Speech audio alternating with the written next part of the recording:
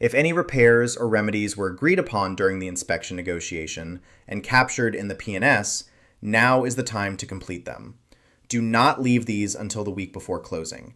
Contractors have schedules. Work takes longer than expected. Getting started early keeps the timeline clean and prevents last-minute complications that put the closing at risk. The buyer may also be requesting access to the property during this period.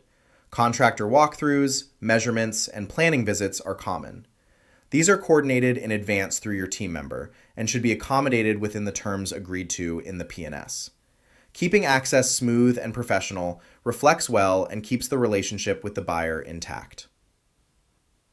What the buyer is doing. If the buyer is obtaining a mortgage, the formal application deadline is typically one of the first contractual milestones after the P&S is signed. In most cases, the buyer has already initiated the process, but this date ensures they are making a genuine effort to secure financing. The appraisal is ordered by the lender at this stage as well. Behind the scenes, the lender is reviewing documents, processing the application, and moving the loan toward underwriting. This takes time. Even if the buyer waived their mortgage contingency, this process still occurs. It simply means the buyer has accepted more risk if the financing does not come through.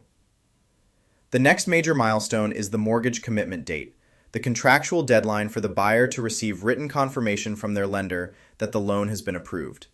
If commitment is not received by that date and a mortgage contingency is in place, the buyer typically has the right to terminate and recover their deposit. If they waive the contingency and still cannot secure financing, that deposit is at risk of forfeiture. A cash offer eliminates all of this entirely, which is why cash carries such significant value in a transaction. Your checklist for this period. A few things on your end that need attention before closing day.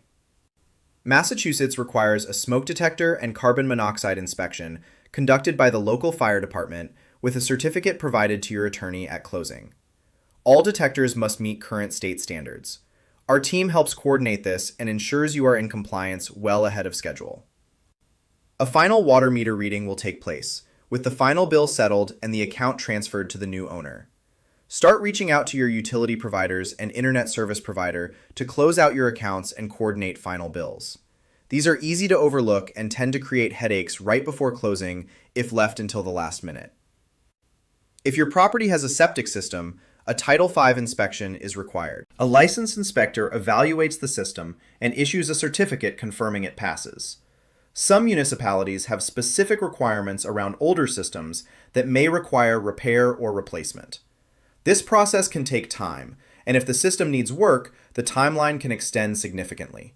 We strongly encourage you to initiate this well before the listing goes live, not after you are already under agreement.